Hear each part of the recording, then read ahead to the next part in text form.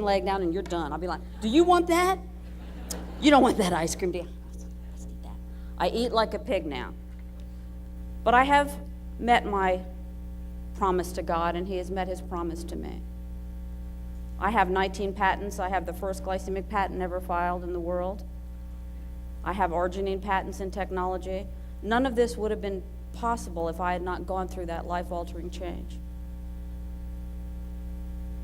So it's very important to me that I take the baby that I raised, which is the L-arginine product that arose from that cancer bed I was in, to the product that it is today. I have nurtured the baby, I have raised the baby, and I believe it's the finest product of its kind. In 1983, nobody was doing any research on L-arginine. And over the past 20 years, what we have learned about L-arginine is phenomenal. And that's why I want to place my little baby in the hands of the right people. And I think you are those people.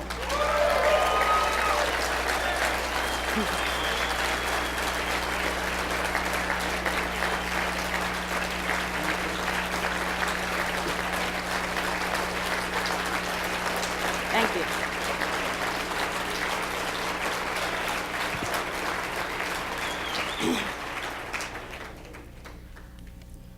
So, Mr. Rudy Meister, by the way, we have something fabulous for you today.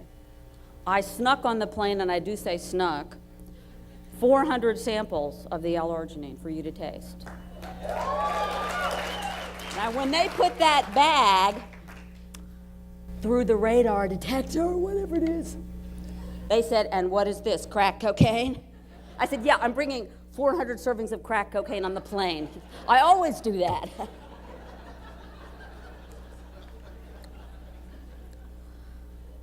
The biggest problem with arginine is the taste. Have you all ever tasted arginine? Dead fish on a pier.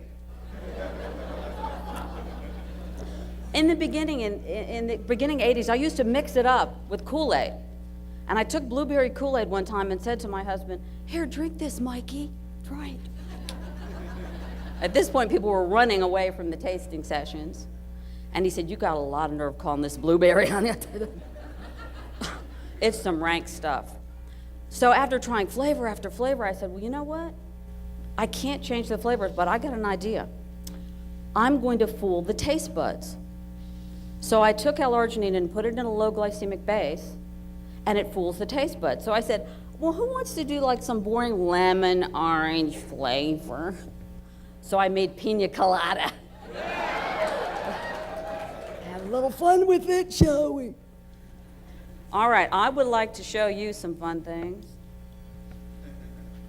Those are my topics of research over the past 20 years at Chief of Biomedical Research at the Glycemic Research Institute in Washington. Blah, blah, blah. Arnold! You know, when Arnold called and invited me to the Arnold Classic to lecture for 65,000 people, it's a lot of people. He said, I want you to talk about arginine. He does talk like that, my God. So I said, okay, what do you want me to talk about? He said, well, I know that you work with Olympic athletes and the NFL and the NBA and the PGA, and that most of your athletes have won gold medals, and that you do it with this thing called arginine. And I heard it stimulate something. What does it stimulate? Well, when he said that, all the cameras were on me, so I went, whatever you want, Arnold. And of course, that was on NBC News that night. Thank you very much. So we've been using L-arginine with professional athletes. I'm booked 2 years now in advance with Olympic athletes and with the NBA. The year that I worked with the Tampa Bay Bucks, which is last year, they won the Super Bowls. That's good. If they had lost, I would not be mentioning them today. So I lectured at the Arnold Classic about how to get rid of steroids and replace them with L-arginine, which is very significant because athletes are dying on a daily basis for using steroids. And if they can get off of steroids and use something else that will give them the same benefits as steroids without using any drugs, using all natural, healthy mechanisms in the body to build muscle mass and reduce body fat, that is a good thing.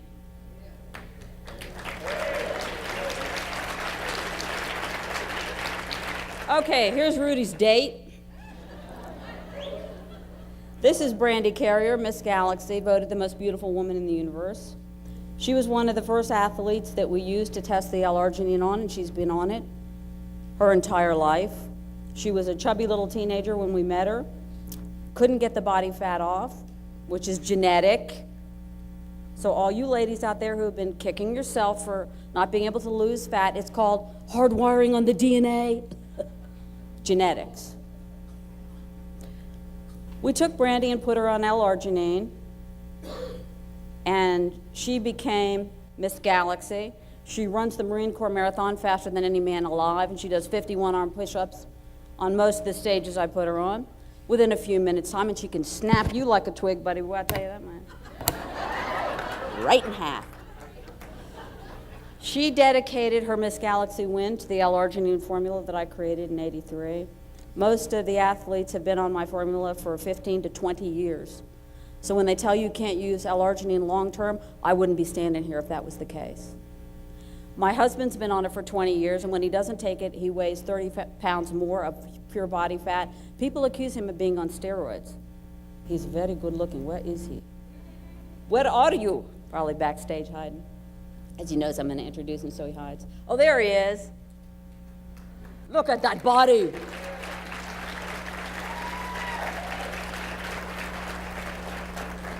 Okay, now we have Mr. Universe Ron Coleman, all natural. That is an arginine body that you're looking at. An arginine body. He's been taking it for 15 years, 30 grams of arginine a day. 15 before workouts and 15 at night.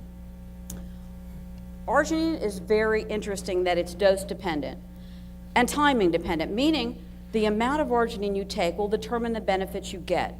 And the timing, the manner in which you take it and the time that you take it will also determine the benefits.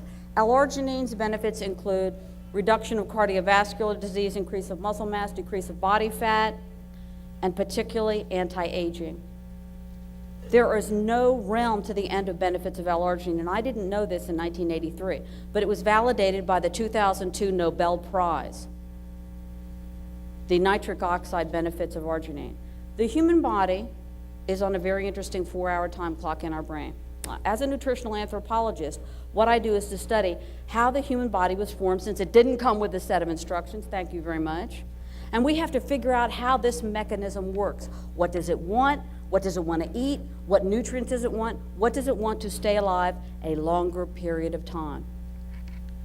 We can overcome our genetic potential. The genetic potential for lifespan as of 2003 is 150 years.